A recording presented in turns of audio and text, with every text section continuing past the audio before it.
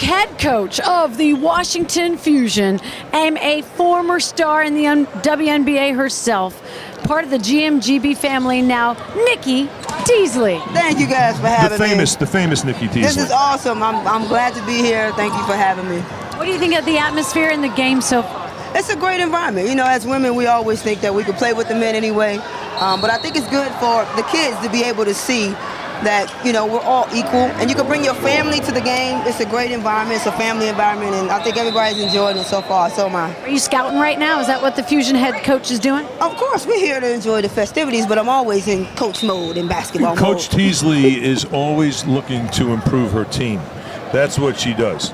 And talk a little bit about your team right now and where it's at and some of the players that you know you're excited about. Yeah, right now we're in training and we're still collecting players, still reaching out to a few players, trying to build our team. This is a good environment to be in also to find out where the players are. Some are still in season overseas and some will be starting soon.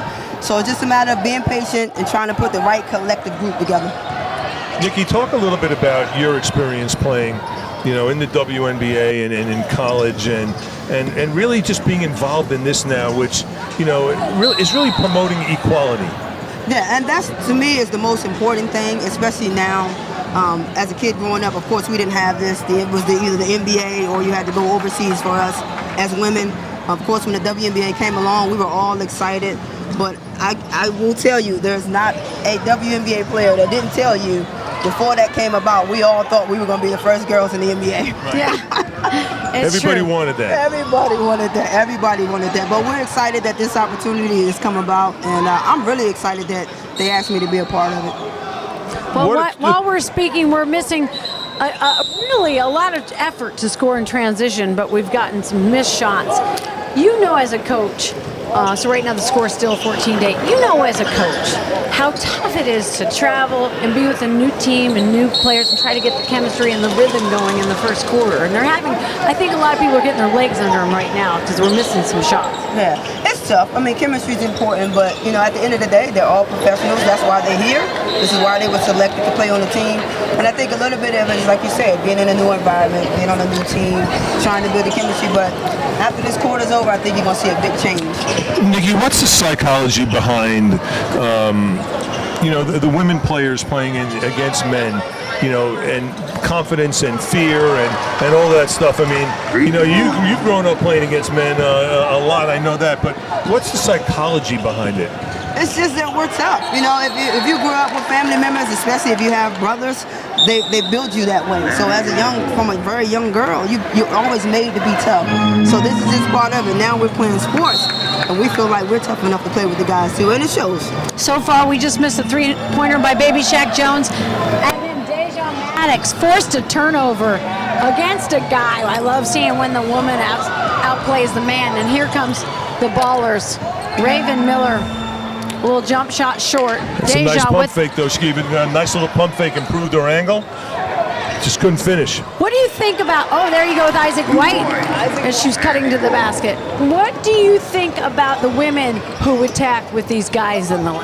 I mean, as you can see, they're not afraid. We're not afraid to play with the guys. We're just as talented. You know, for us, we always say 2 points is 2 points, but that's changed. Now you see more women are dunking the basketball. You see more women are being flashy. You see more women are jumping higher. So I think you've come a long way. What do you see of the guys when the women are out there? It's like they don't want to be schooled or embarrassed. Well, you know what? One thing about the guys, they learn, don't take it easy. Because we're not going to take it easy. How many times have you met just Joe, the fan, Schmo, and say, look at you and say, I could take you? Oh, every day. I tell them I keep my shoes in my car. Just in case? Just in case. Right. Just in case. That's right. What do you look for when you're evaluating talent now for a league like this? We'll start with the female players.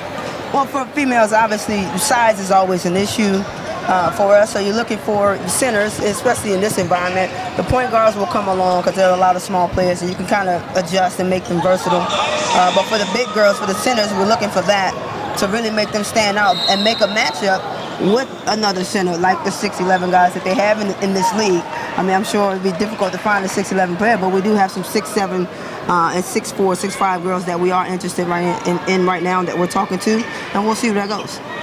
Yeah, I gotta believe it must be hard to find size.